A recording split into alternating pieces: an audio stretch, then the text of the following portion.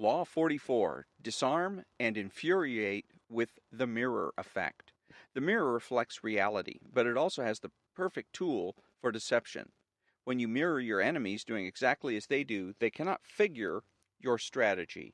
The mirror effect mocks and humiliates them, making them overreact. By holding up a mirror to their psyches, you seduce them with the illusion that you share their values. By holding up a mirror to their actions, you teach them a lesson. Few can resist the power of the mirror effect. This is Ron. It's September 2nd, Saturday, 2017. Welcome to Storytime.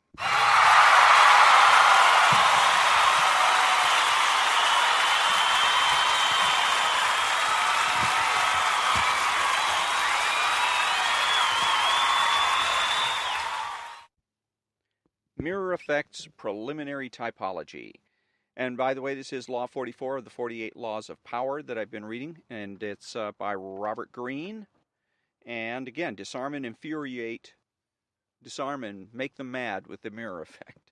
Mirror Effects Preliminary Typology. Mirrors have the power to disturb us. Gazing at our reflection in the mirror, we most often see what we want to see, the image of ourselves with which we are most comfortable. We tend not to look too closely, ignoring the wrinkles and blemishes, but if we do look hard at the reflected image, we sometimes feel that we are seeing ourselves as others see us, as a person among other people, an object rather than a subject.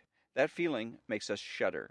We see ourselves, but from the outside, minus the thoughts, spirit, and soul that fill our consciousness. We are a thing. In using mirror effects, we symbolically recreate this disturbing power by mirroring the actions of other people, mimicking their movements to unsettle and infuriate them, to make them feel mocked, cloned, object-like, an image without a soul. They get angry.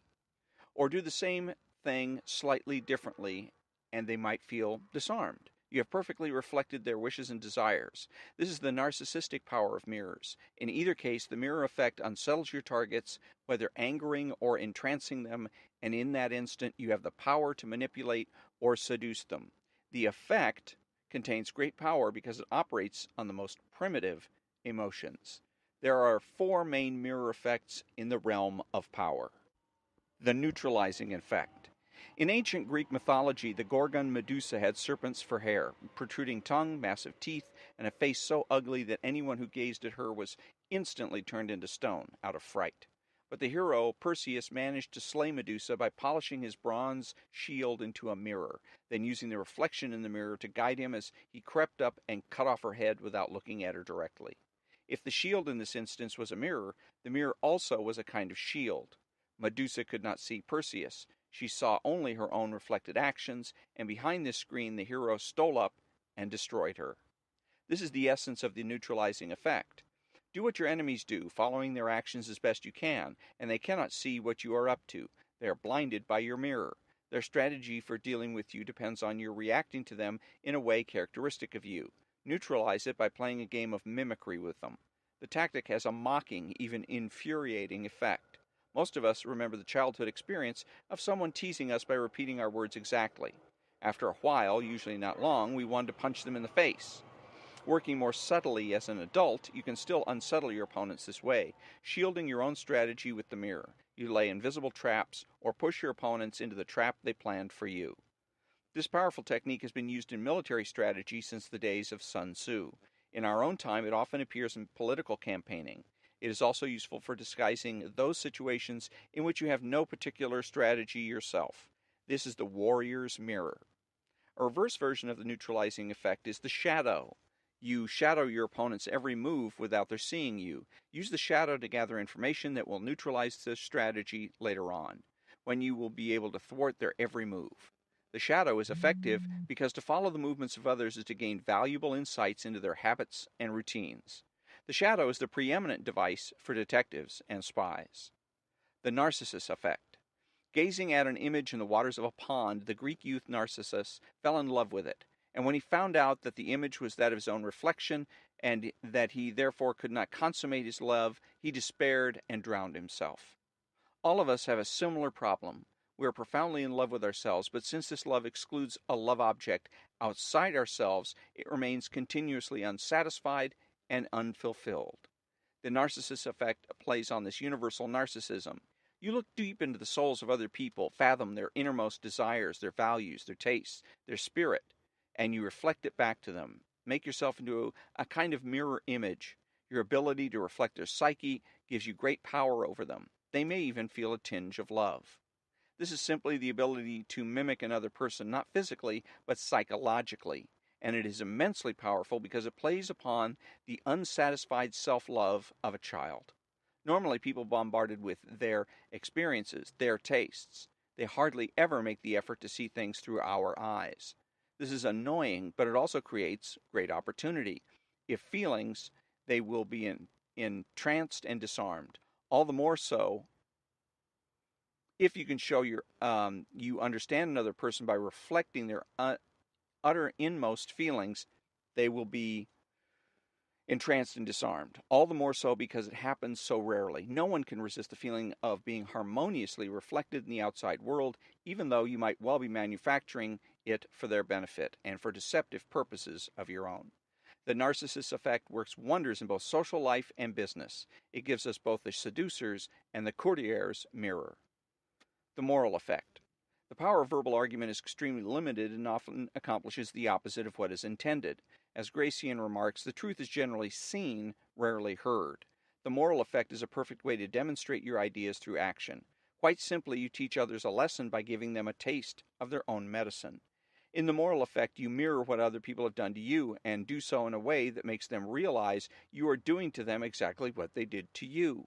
You make them feel that their behavior has been unpleasant, as opposed to hearing you complain and whine about it, which only gets their defenses up. And as they feel the result of their actions mirrored back at them, they realize in the profoundest sense how they hurt or punish others with their unsocial behavior. You objectify the qualities you want them to feel ashamed of and create a mirror in which they can gaze at their follies and learn a lesson about themselves. This technique is often used by educators, psychologists, and anyone who has to deal with unpleasant and unconscious behavior. This is the teacher's mirror, whether or not it is actually anything wrong with the way people have treated you. However, it can often be to your advantage to reflect it back to them in a way that makes them feel guilty about it. The hallucinatory effect. Mirrors are tremendously deceptive, for they create a sense that you are looking at the real world. Actually, though, you are only staring at a piece of glass, which, as everyone knows, cannot show the world exactly as it is. Everything in a mirror is reversed. When Alice goes through the looking glass in Lewis Carroll's book, she enters a world that is back to front, and more than just visually. The hallucinatory effect comes from creating a perfect copy of the object, a place, a person. This copy acts as a kind of dummy. People take it for the real thing because it has the physical appearance of the real thing. This is the preeminent technique of con artists, who strategically mimic the real world to deceive you. It also has applications in any arena that requires camouflage. This is the deceiver's mirror. Warning: beware of mirrored situations. Mirrors contain great power, but also dangerous reefs, including the mirrored situation, a situation that seems to reflect or closely resemble a previous one, mostly in style and surface appearance. You can often back into such a situation without fully understanding it, while those around you understand it quite well, and compare it and you to whatever happened before. Most often you suffer by the comparison, seeming either weaker than the previous occupant of your position, or else tainted by any unpleasant associations that person has left behind. In 1864, the composer Richard Wagner moved to Munich at the behest of Ludwig II, known variously as the Swan King or the Mad King of Bavaria. Ludwig was Wagner's biggest fan and most generous patron. The strength of his support turned Wagner's head. Once established in Munich under the king's protection, he would be able to say and do whatever he wanted. Wagner moved into a lavish house, which the king eventually bought for him. This house was but a stone's throw from the former home of Lola Montez, the notorious courtesan who had plunged Ludwig II's grandfather into a crisis that had forced him to abdicate. Warned that he could be infected by this association, Wagner only scoffed. "I'm no Lola Montez," he said. Soon enough, however, the citizens of Munich began to resent the favors and money showered on Wagner, and dubbed him the Second Lola, or Lolata. He unconsciously began to tread in Lola's footsteps. spending money extravagantly, meddling in matters beyond music, even dabbling in politics, and advising the king on cabinet appointments. Meanwhile, Ludwig's affection for Wagner seemed intense and undignified for King, just like his grandfather's love for Lola Montez. Eventually, Ludwig's ministers wrote him a letter. Your Majesty now stands at a fateful parting of the ways. You have to choose between the love and respect of your faithful people and the friendship of Richard Wagner. In December of 1865, Ludwig politely asked his friend to leave and never return. Wagner had inadvertently placed himself in Lola Montez's reflection. Once there, everything he did reminded the stolid Bavarians of that dread woman, and there was nothing he could do about it. Avoid such association effects like the plague. In a mirrored situation, you have little or no control over the reflections and recollections that will be connected to you, and any situation beyond your control is dangerous. Even if the person or event has positive associations, you will suffer from not being able to live up to them, since the past generally appears greater than the present. If you ever notice people associating you with some past event or person, do everything you can to separate yourself from that memory and to shatter the reflection. And that ends law number 44 about the mirror effect. Coming up tomorrow on September 3rd, Sunday, law 45. Preach the need for change, but never reform too much at once. And this one seems to have a lot of value for understanding current events. Judgment. Everyone understands the need for change in the abstract, but on the day-to-day level, people are creatures of habit. Too much innovation is traumatic and will lead to revolt. If you are new to a position of power or an outsider trying to build a power base, make a show of respecting the old way of doing things. If change is necessary, make it feel like a gentle improvement on the past. And that'll be Law 45 for tomorrow, September the 3rd. And until then, thank you for joining me, and have a great Saturday.